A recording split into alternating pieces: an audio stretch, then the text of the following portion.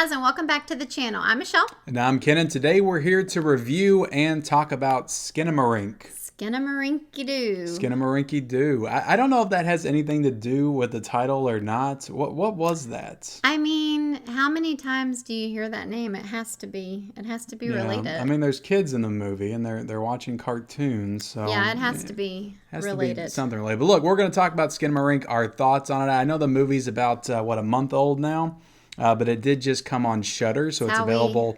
I was going to say it's how we roll. That is how we roll. But it is like I said, it is available on Shudder right now to stream if you do want to check it out. Now, this is an incredibly divisive film. Mm-hmm. There are people that absolutely love it and say it's a masterpiece. I feel like it's a very few minority of people. Most people I've seen do not like this movie, but we're excited to get into it and give our thoughts. Before we do that, hit the subscribe button if you haven't already. Hit the like button and then comment down below. If you've seen the movie, let us know your thoughts, and let us know if you're going to check it out. We'll say right off the top before we get into our deep dive thoughts about the movie, I would recommend, if you're even remotely a fan of horror of the genre, I would recommend that you watch this, because this is a big movie right now, I feel like, for the genre, and I feel like it needs to be seen. I feel like it's just one of those movies that you need to have watched and be able to form your opinion. If it's good or bad for you, you need to be able to have some kind of an opinion on this movie. I think it's an interesting movie, I guess is what I'm trying to say. But Gotcha. I mean, I see what you're saying, but I'm not quite sure if I would recommend it to the peeps, because you didn't like it? It is a good, hour, 40-minute... It was an hour and 40 minutes, wasn't it? Yeah, it was like an hour and 40 minutes that you're just not going to get back. And I'm not sure if it was worth it for me. I will say, and again, I'm not going to give away like whether or not I like this movie or not, because to be honest with you, I'm still trying to determine that in my mind as we're talking about it. And we've even given ourselves plenty of time. We watched it like 6 days ago. But I will say this movie's been on my mind. Mm-hmm. It is 100 minutes, but to be honest, like... I was really engaged in this movie for some reason. I don't know if I was just so like laser focused on the movie itself because I was just waiting for something to happen, something to move. So I was very engaged, and I think because of that, it went by kind of quick for me. Like I don't feel like it drug. Well, I will say that I feel like we both kind of kept hearing that nothing really happens. Yeah. But stuff definitely happens. Yeah, I would definitely push back on that. Right. Yeah, stuff definitely happens. It is a very different style of film. Yeah. I know you compared it to like found footage. Yeah, and I will say this: it's not found footage. It's like it's filmed, but it's just very like it's crappy, staticky grainy camera work. Yeah, it's like grainy, staticky. The audio's all like clipped and just popping and stuff. It kind of reminded me like an old school like 20s movies that just wasn't cleaned up or something. Gotcha. Just gave me that kind of vibe. But yeah, it's very staticky, very poppy with the audio. Maybe just kind of like, well, I guess home video would be found footage. Yeah, but it's like even worse quality than that. Well, did we ever figure out when we thought that it took place? I would say, well, you were trying to figure out like where the furniture was from. I kind of thought like the 70s maybe. Yeah, you could be right. I was thinking 90s at first, just looking at the TV model, but it could have been 70s as well. I can't remember. Yeah, I mean, it definitely had a feel to it, but 80s. Yeah. Yeah, so but it was the way that it's filmed, and the reason I say it's not found footage is because there's nobody that's filming this. Mm-hmm. Like there's a camera, and it's showing you all these. That's another thing in the movie. You're seeing all these like weird camera angles. It's never like fully focused on anything. Really, well, I guess it is a couple of times, but most of the time it's always like shot to where you're only seeing like the kids from like, I don't know, the shoulders up or the waist down, or it's just all these weird angles. Yeah, like I was reading some reviews about it, and they were pretty funny because a lot of them were just, talking negatively about the movie, but it's like... It's an easy film to make fun of. Yeah, they were like, if you enjoy watching, shots of people from their ankles down, or... I forget the other example they said, they were like, this movie is for you. So, but as far as like...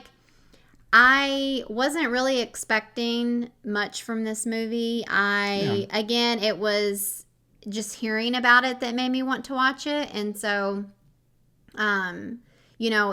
it definitely, I was going in not expecting much. And like in the beginning, I was like, oh God, this is going to be like torture. But I will say that, it's very heavily focused on like the atmosphere. Yeah. It's very atmospheric.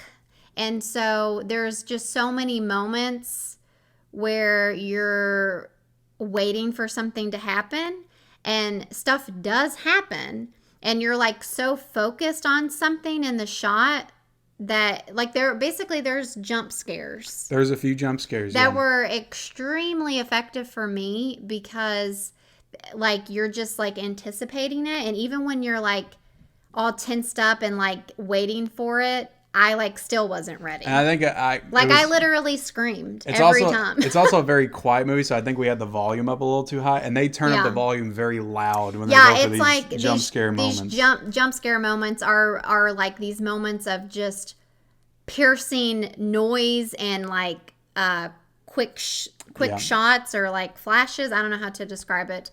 But it works. It's effective. It's effective because without giving the moments away, like I said, there's moments where you're focused. They're having you kind of focused on one particular thing. Yeah. And while you're so focused on it, then just like out of nowhere, you're met with that like really quick, intense. And that's the thing that impressed me the most about this movie, just its ability to make me focus and engage with what was going on. Mm-hmm. I watch movies that I love or really enjoy that I cannot stay as focused on as I did with this movie. So it was very impressive that it did. But this movie does have a story to it, so I wanted to kind of bring up the synopsis real quick. It's about two children that wake up in the middle of the night to find their father is missing and all the windows and doors in their home have vanished. Yeah. So that's a very interesting setup to a horror movie. And it really, I think what this movie's trying to do is really play into those fears that you would have when you were a kid. Mm-hmm. Waking up in the middle of the night and your parents are gone. It's dark. Yeah. You're vulnerable. You don't know what to do. Right. And then you have the added in, taking all the windows and doors out of the house too. Like that's scary in and of itself, especially if you're a kid. If you can transport yourself back to when you were a kid, I think this movie really does a good job of tapping into those fears in a very visceral way. So that's another thing I think the movie does very well. And there is story here. Like there's stuff to dig into. Mm-hmm. It's not like in your face. They never really explain a whole lot, but there's a lot of stuff you can really dig into substance-wise into the story. And I'm not going to give a ton of stuff away, but... Yeah, I mean, there's definitely different interpretations that you could take from it. Yeah. I think... I'm not quite sure if the story entirely worked for me.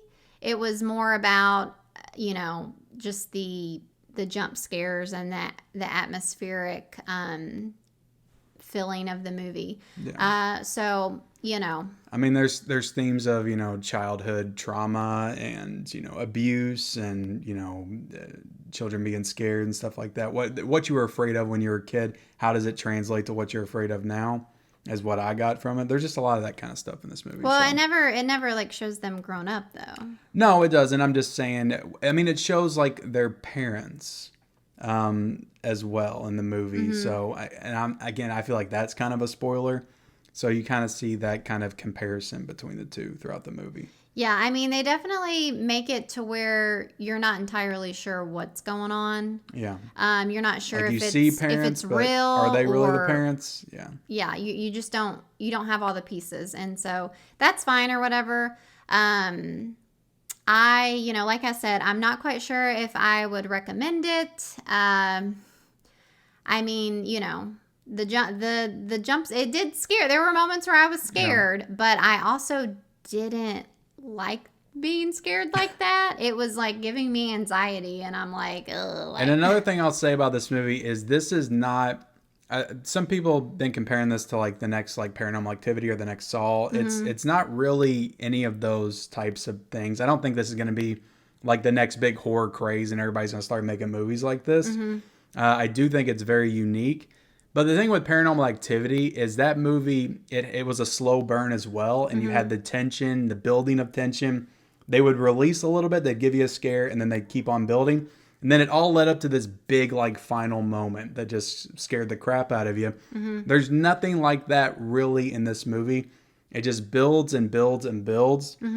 There's slight like releases throughout, and then it gets you to the end, and it has every moment and opportunity to just give you that big, grand, like horror-filled, scary ending, and it doesn't do it.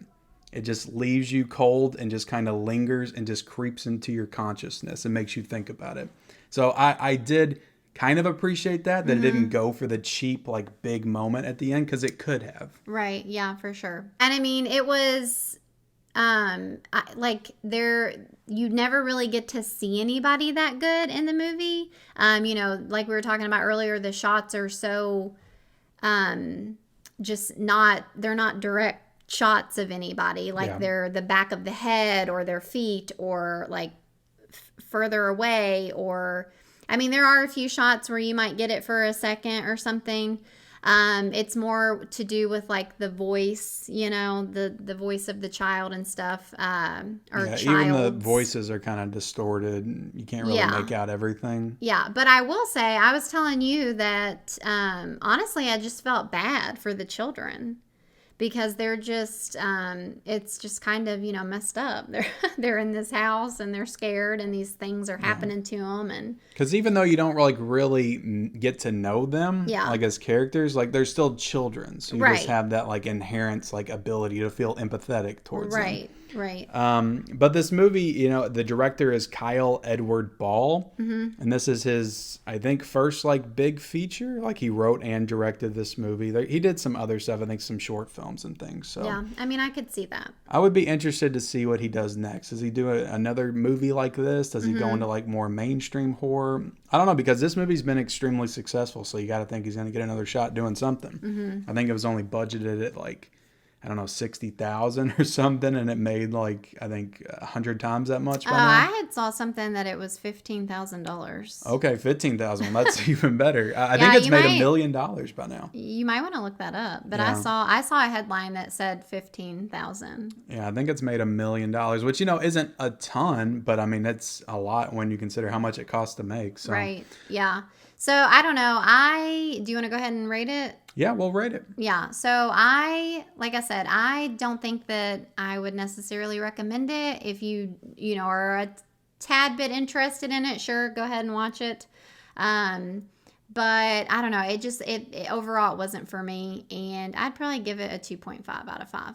Okay. I'm going to give this movie a 3.5 out of 5. I don't think it's the greatest horror movie ever made. I'm not in that camp. But I do appreciate this movie, and I think it's very interesting. And it's in a world where we get a bunch of movies that we just kind of watch and then we don't think about afterwards at all. Yeah. I appreciate watching a movie that actually makes me think about it for days after I watch it. So yeah, I'll give it a 3.5 out of 5. And like I said, I do recommend that you watch it. You may hate it. I still recommend that you watch it and form your own opinion on it. So, yeah. But that's our review of Skinamarink. Let us know if you watched it in the comment section below. What are your thoughts if you're going to watch it? Also, be sure to like this video. Subscribe to our channel if you haven't already.